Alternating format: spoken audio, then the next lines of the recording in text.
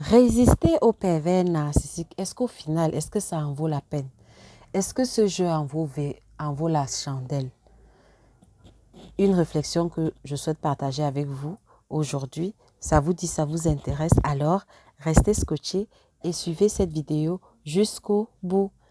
Je suis Marie-Evodie Akono, je suis médecin passionné de sciences humaines, je suis coach en liberté émotionnelle, experte en perversion narcissique et j'accompagne les femmes à se sortir des relations toxiques. Aujourd'hui, je souhaite partager avec vous une petite réflexion sur la notion de résister au pervers narcissique. Si vous avez suivi mes vidéos, vous entendez à plusieurs reprises des moments où j'insiste sur le fait de résister au pervers narcissique, de dire non au pervers narcissique, etc., etc. Sauf que bon, à un moment donné, ça m'est arrivé et ça arrive à tout le monde a croisé un pervers narcissique sur son chemin. On ressent parfois une lassitude.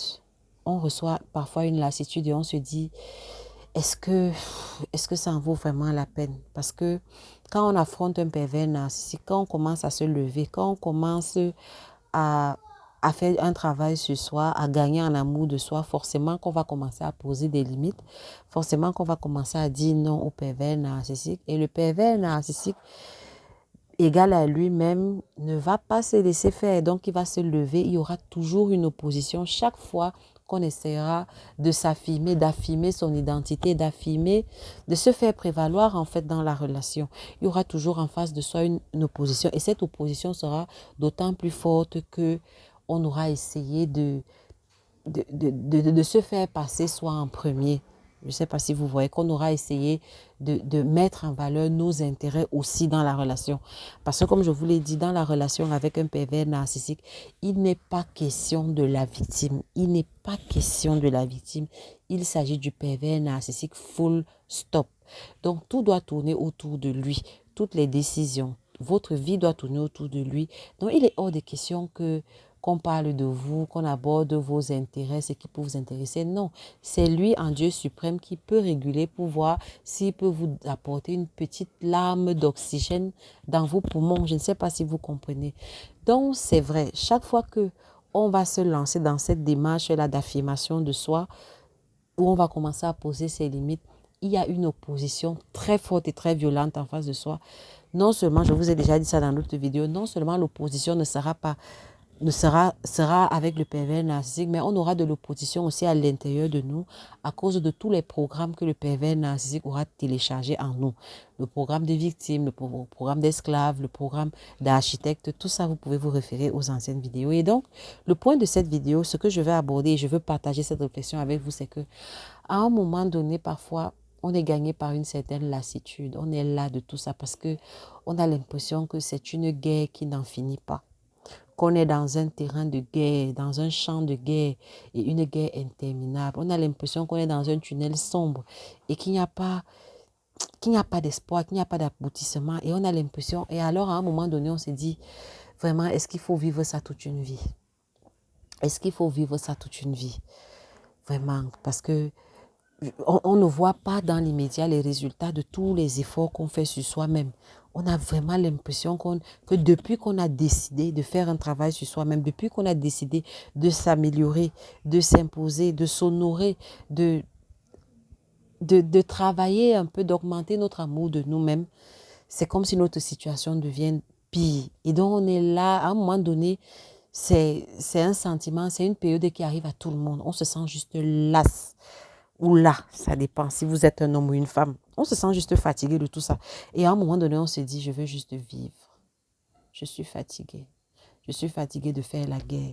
Je suis fatigué. Je veux juste un moment, un espace. Je veux juste un moment de paix. Je veux juste un moment où tout ça s'arrête. Je suis fatigué. Et c'est ça qui, à un moment donné, parfois fait que les victimes baissent les bras. Ça m'est déjà arrivé. Baissent les bras et disent que bon, vraiment, que de faire la guerre toute une vie. Autant mieux essayer de tirer mon épingle du jeu en le prenant tel qu'il est. Le jour où c'est l'orage narcissique, bon, je fais ça comme ça. Le jour où c'est la love bombing, j'essaye de me rattraper. Mais vraiment, passer toute une vie à essayer de faire la guerre avec quelqu'un juste parce que je me suis dressée. parce que j'ai pensé à moi, parce que j'ai essayé de faire des choses pour moi. Non, je ne veux pas passer ma vie dans la guerre. Ce sentiment est légitime et je peux dire même que de prime abord, au premier regard, on peut avoir l'impression que on peut passer toute une vie de guerre avec ce bonhomme qu'est le pervers narcissique. J'entends ça, je suis passée par là. Ce que je peux dire, ce que je veux dire, ce que je veux te dire à toi, victime de pervers narcissique, c'est que c'est normal que tu te lasses. Parce que le combat avec un pervers narcissique, ce n'est pas quelque chose en aigu, c'est une guerre d'usure. C'est une guerre d'usure. Le pervers narcissique joue beaucoup sur le temps. Et il peut se permettre de jouer sur le temps. Pourquoi? Parce qu'il a un harem. Comprends très bien ça, ma soeur. Quand le pervers narcissique fait 2 mois sans t'adresser la parole, lui, il ne souffre pas. C'est toi qui souffres. Pendant les 2 mois-là, il est allègrement avec ses autres proies. La proie secondaire, tertiaire, quaternaire et ainsi de suite jusqu'à 1000. Ça dit qu'il batifole allègrement avec ses autres femmes. Pour les femmes qui sont en relation avec un pervers narcissique, je ne sais pas si tu comprends un peu. Donc, quand il te met entre parenthèses pendant 2 mois, quand il vient, il finit de t'insulter. Après là, s'il disparaît là, qui dit qu'il te fait le silent treatment, c'est-à-dire où il boude, il coupe les ponts, il disparaît, il ne t'adresse plus la parole. Quand il fait ça, c'est toi seul qui souffre. C'est toi seul qui a mal de la pause qu'on a mis dans votre relation. Lui, il te met en pause pendant que lui, il est à l'aise ailleurs. Ça, c'est le premier point que je veux te dire. Je ne sais pas si tu comprends. Le deuxième point que je veux te dire, c'est que c'est légitime. Tu peux te sentir fatigué de tout ça.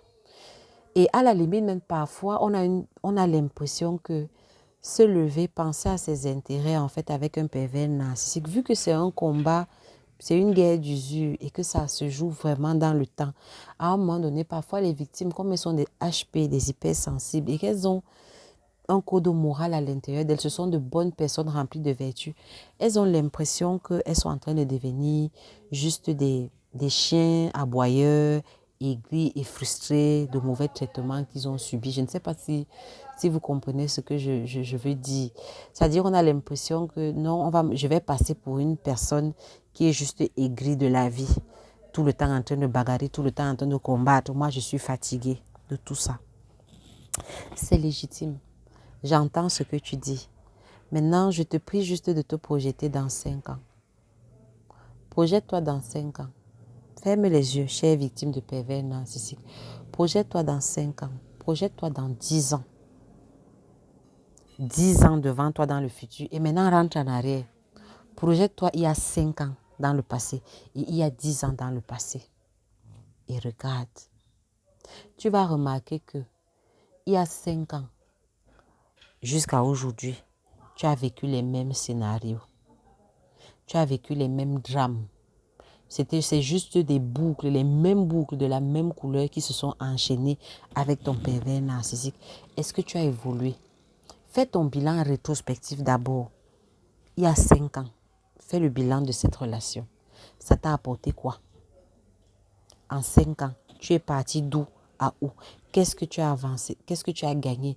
Qu'est-ce qui a évolué dans ta vie en positif? Pose-toi la question. En termes des objectifs de vie que tu avais pour toi-même. Qu'est-ce qui a bougé? Fais ce bilan. Même sur 2 ans. Après sur 3 ans. Sur 5 ans. Avec cette relation avec ton pervers narcissique. Maintenant, fais une règle de 3 et projette-toi dans 5 ans. Si en 5 ans de relation avec ce bonhomme, j'ai eu ça, qui sont de la même coloration. D'ici 5 ans, qu'est-ce que je m'attends à vivre?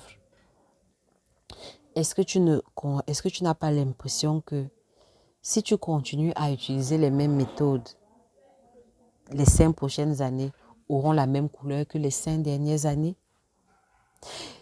Et aussi, l'autre chose que je vais te dire, mon frère, ma soeur, c'est que il y a un temps dans la vie pour toute chose. En toute chose, il y a une saison. Si je viens à l'agriculture, si pendant que quelqu'un est en train de débroussailler une forêt, est en train de brûler les mauvaises herbes, est en train de labourer le sol, est en train de planter sa graine d'oranger, si pendant qu'il fait ça, Il regarde, il ne voit rien, il ne voit aucune plante, aucun verger, aucun oranger. Et il se dit, tout ça là ne sert à rien. Autant mieux, je m'assois et je laisse cette terre comme ça là. Qu'est-ce qui va se passer? Quelque chose va pousser dans ce sol-là. Rien. Quand il va revenir 1 an, 2 ans plus tard, il n'aura quoi? Que des mauvaises herbes. Vous comprenez? Je veux dire qu'à un moment donné, vous allez devoir faire avec la patience. Vous allez apprendre à être patiente envers vous-même, envers la vie en fait. Parce que le travail que vous faites pour vous, ce sont des graines que vous êtes en train de semer qui ne vont pas vous donner des résultats là maintenant. Et quand on sème avec des larmes, on sème avec de la sueur, vous comprenez. Donc, pendant le moment où tu es en train de semer, ma soeur, c'est normal. Tu peux te sentir lasse. Le cultivateur, quand il est dans le champ, à un moment donné, quand il a déjà fait un demi-hectare de labour, de champ, de terre, il peut se sentir là. Mais ce n'est pas ça qui doit l'arrêter. Donc, c'est juste une parole d'encouragement pour toute personne qui se sent lasse. Regarde au résultat. Regarde au résultat et dis-toi bien que si tu ne changes pas, si tu continues, je vous dis que j'ai été victime avec un pervers narcissique. Rien ne marche avec ces bonhommes. Absolument rien. Rien ne marche. Si tu essayes de dire que tu vas essayer de mettre en place une stratégie pour avoir quelque chose de positif avec le pervers narcissique, tu vas tourner en rond pendant 1 an, 2 ans, 10 ans et tu vas voir ta vie passer devant toi. Tu auras même des cheveux blancs sans savoir où est-ce que ta vie est passée, toute une vie gâchée. Après, vous me direz que oui, mais une vie gâchée, bon, et puis quoi? Bon, ben écoute, il faut déjà vivre. Alors, à cela, je vous dirais que vous êtes libre. Comme on fait son lit, on se couche, c'est chacun qui choisit le lit sur lequel il va se coucher. Si toi, tu choisis de te coucher sur un lit d'épines, ben, le soir, à 2 heures du matin, c'est toi qui vas sentir ces épines, ce ne sera pas quelqu'un d'autre. Vous êtes libre, adulte et majeur et vacciné, donc vous êtes libre de faire de votre vie ce que vous voulez. Vous comprenez? Moi, je vous propose, je vous présente les différentes options, les différentes voies. Mais bien évidemment, et j'ai déjà dit ça dans notre vidéo, ce n'est pas donné à tout le monde de se sortir des griffes d'un pervers narcissique parce que le prix à payer est fort. Le prix à payer est fort. Mais pour être passé par là, je peux déjà vous garantir d'une chose. C'est que cet état de lassitude, cet état de fatigue au milieu des efforts qu'on fait pour essayer de s'améliorer, de travailler sur soi, est passager. Je n'ai pas dit que ça va finir totalement. Ça pourra souvent revenir, vous comprenez. Mais petit à petit, je vous assure que vous n'allez pas finir avec l'étiquette d'ancienne victime aigrie, frustrée d'un pervers narcissique. Non. Si vous faites bien le travail comme il faut, si vous suivez la bonne méthode, je vous rassure que vous pouvez devenir la meilleure version de vous-même. Vous pouvez devenir une femme, un homme épanoui, qui rayonne 2 fois plus qu'avant, qui est posé, qui est rempli de profondeur, qui est rempli de grâce, un personnage en fait qui attire. Et j'en suis la preuve vivante. Vous comprenez? Mais ça ne va pas se faire en un jour. Donc c'était juste des paroles d'encouragement. Je vous présentais des pistes. Franchement, à un moment donné, on peut se sentir là. Est-ce que ça vaut la peine? Je dis que oui. En dépit des larmes, en dépit de la douleur, en dépit de la souffrance, en dépit des malaises qu'on pourra souvent avoir sur ce chemin-là, ce chemin tortueux vers la liberté émotionnelle, ça vaut la peine. Ça vaut la peine parce que vous allez remarquer que l'univers va commencer à vous envoyer des signaux. Je vous assure, les signaux que Dieu envoie, c'est là où vous allez comprendre que vous avez enlevé quelque chose de nocif. Vous avez enlevé un nuage noir qui était au-dessus de votre vie en vous défaisant de l'emprise de votre pervers narcissique. Parce que petit à petit, les choses vont commencer à marcher à nouveau dans votre vie. Vous allez commencer à avoir vos affaires prospérer, les choses que vous faites. Vous allez commencer à briller, vous allez commencer à avoir de l'impact. Vous allez commencer à attirer vers vous de bonnes personnes. Et c'est ça, véritablement, qui n'a pas de prix. C'est ça qui n'a pas de prix, en fait. De voir que, en réalité, avant le pervers narcissique, j'étais ceci. Maintenant, après ce personnage, malgré tout ce qu'il m'a fait, malgré la douleur, malgré, regardez ce que je suis devenue et je suis fière de moi. Vous comprenez? Ce n'est qu'un moment passager. Est-ce qu'on porte des loups-boutins pour aller au champ? Est-ce qu'on porte un sac Coco Chanel pour aller au champ? Travailler la terre? Non. On porte des vêtements laids. On porte des vêtements qui n'attirent pas le regard, vous comprenez? Donc, quand tu es encore dans cette situation-là, tu peux vraiment te sentir mal. Mais ce n'est pas grave. quand la plante va pousser, quand l'oranger sera en production, tu auras un verger plein de belles oranges dont tu pourras presser le jus chaque matin et consommer plein de vitamine C et en vendre même et être, qui sait, milliardaire. C'est tout le mal que je puisse vous souhaiter. Je suis Marie-Evody Agono. On se retrouve pour une prochaine vidéo. Que Dieu vous bénisse. Ciao!